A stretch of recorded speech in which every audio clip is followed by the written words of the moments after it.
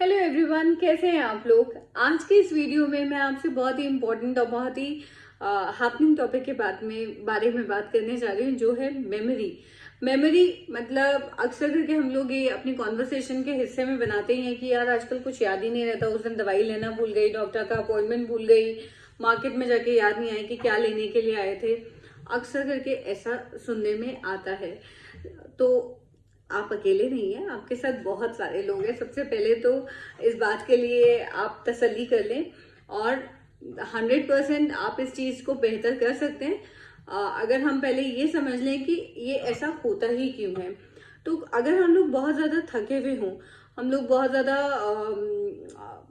ऐसा लग रहा हो कि हमने ठीक से नींद नहीं ली है, हमने ठीक से खाना नहीं खाया बहुत दिनों से, और या हम लोग बीमार चल रहे हैं, तो ये सब भी कारण होते हैं जिनकी वजह से हमारी मेमोरी पे अफेक्ट आता है। क्योंकि कई बार कुछ दवाइयां ऐसी होती हैं जो ड्राउजी फीलिंग देती हैं हमें।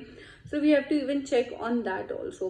और अगर हम ठीक से सोते नहीं हैं तो भी हमें बहुत ज्यादा ऐसा लगता है कि हमें कुछ याद नहीं रह रहा है। सेकेंडली, अगर हम लोग अपसेट होते हैं या हम लोग लो एनर्जी फील कर रहे होते हैं या हमारा एटीट्यूड नहीं होता है कि हमें याद करने की जरूरत ही नहीं है, तो भी ऐसा हो जाता है कि हमें चीजें भूल जाती हैं। थर्डली, हम किस तरह के सोशल ग्रुप में रह रहे हैं, हमारे ऊपर कितना सोशल प्रेशर है, या कैसे हमारे आसपास के लोग हमें बहुत ज्यादा पसंद नहीं कर रहे हैं या हम लोग उनके साथ अच्छा महसूस नहीं कर रहे हैं, तो भी हो जाता है ऐसा कि हम लोगों को लगता है कि हमें कुछ याद नहीं रह रहा है, हम मेमोरी चैलेंजेस फेस करने लग जाते हैं। और इम्पॉर्टेंट थिंग ये कि हमारे आसपास आज के टाइम में इतने ज्यादा स्टिमुलेटिंग चीजें हो चुकी हैं, जैसे कि प्लानर्स, कैलेंडर्स, ऑर्गेनाइजर्स, कि वो भी हमें एहसास करवाते हैं कि भाई आप ये सब चीजें रिकॉर्ड करके रखो, आप भूल ना जाओ।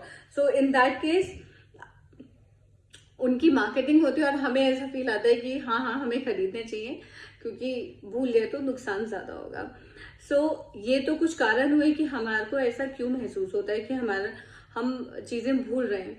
लेकिन उससे भी ज्यादा इम्पोर्टेंट है कि हम लोग उसको इम्प्रूव कैसे करें, बेहतर कैसे करें।